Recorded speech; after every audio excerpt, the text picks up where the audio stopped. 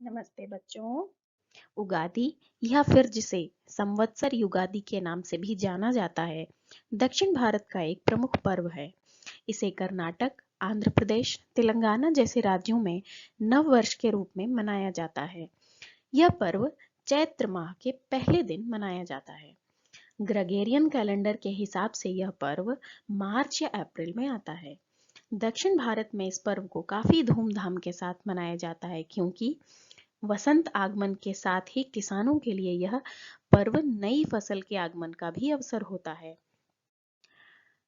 उगादि का पर्व दक्षिण भारत के सबसे महत्वपूर्ण पर्वों में से एक है। इसे नव वर्ष के आगमन की खुशी में मनाया जाता है।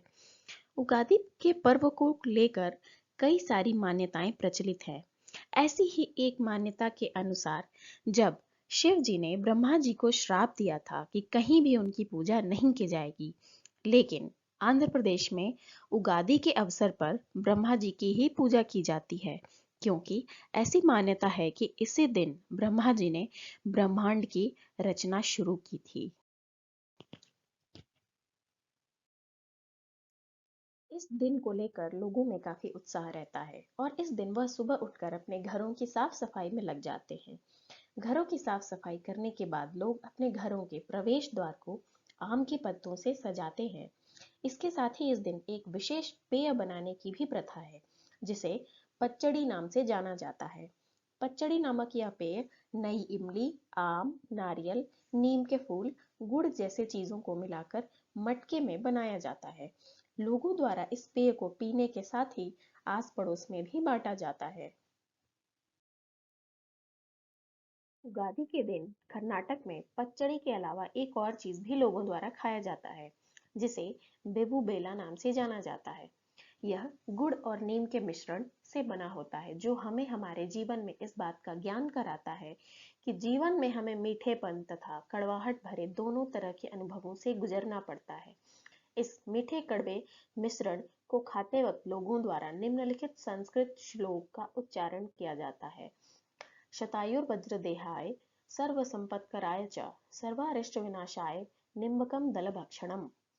इस श्लोक का अर्थ है, वर्षों तक जीवित रहने, मजबूत और स्वस्थ शरीर की प्राप्ति के लिए एवं विभिन्न प्रकार के धन की प्राप्ति तथा सभी प्रकार की नकारात्मकता का नाश करने के लिए हमें नीम के पत्तों को खाना चाहिए। इसके साथ ही इस दिन घरों में पूरन पोली तथा लड्डू जैसे कई स्वादिष्ट व्यंजन बनाए जाते हैं। इस दिन लोग अपने आसपास के लोगों को अपने घरों में खाने पर भी आमंत्रित करते हैं। उगादि के अवसर पर लोग भगवान की मूर्तियों पर चमेली के फूल तथा मालाएं चढ़ाते हैं और विशेषकर ब्रह्मा जी की पूजा अवश्य करते हैं।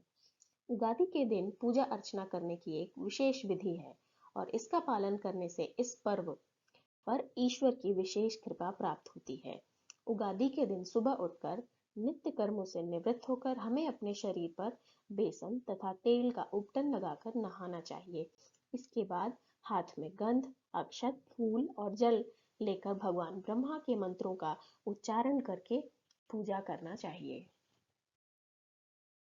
पौराणिक कथाओं के अनुसार इसी दिन भगवान विष्णु मत्स्य अवतार में अवतरित हुए थे और ऐसा भी माना जाता है कि आज ही के दिन यानी उगादि के दिन ही भगवान ब्रह्मा ने भी ब्रह्मांड की रचना की शुरुआत की थी। और ऐसा भी माना जाता है कि इसी दिन भगवान श्री राम का राज्याभिषेक भी हुआ था और इसी के साथ इसी दिन सम्राट विक्रमादित्य ने शकों पर विजय प्राप्त की थी।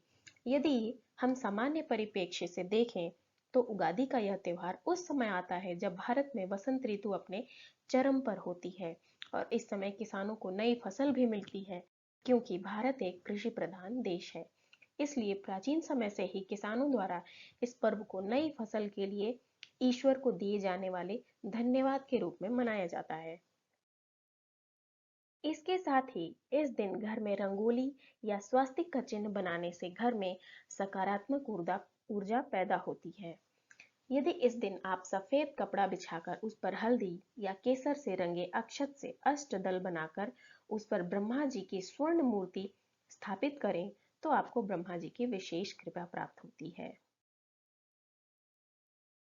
उगादि का यह पर्व हमें प्रकृति के और भी समीप ले जाने का कार्य करता है, क्योंकि यदि इस त्योहार के दौरान पिए जाने वाले पचड़ी नामक पेय पर गौर करें तो यह शरीर के लिए काफी स्वास्थ्यवर्धक होता है, जो कि हमारे शरीर को मौसम में हुए परिवर्तन से लड़ने के लिए तैयार करता है और हमारे शरीर के प्रतिरोधी क्षमता को भी बढ़ाता है।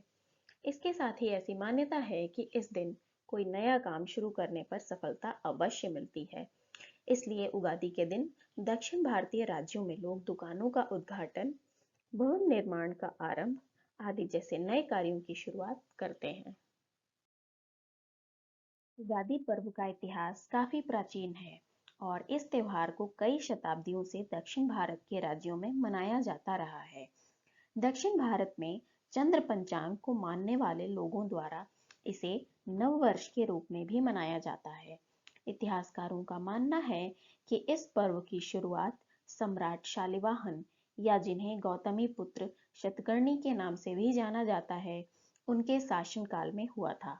इसके साथ ही इस पर्व के दौरान वसंत अपने पूरे चरम पर होता है, जिससे मौसम काफी सुहावना रहता है। उगादि वह पर्व है जो हमें इस बात का एहसास दिलाता है कि हमें अतीत को पीछे छोड़कर आने वाले भविष्य पर ध्यान देना चाहिए और किसी तरह की असफलता पर उदास नहीं होना चाहिए, बल्कि सकारात्मकता के साथ नई शुरुआत करनी चाहिए। इसी के साथ मैं अपनी वाणी को विराम देती हूँ। आप सभी को नव वर्ष की हार्दिक शुभकामनाएं।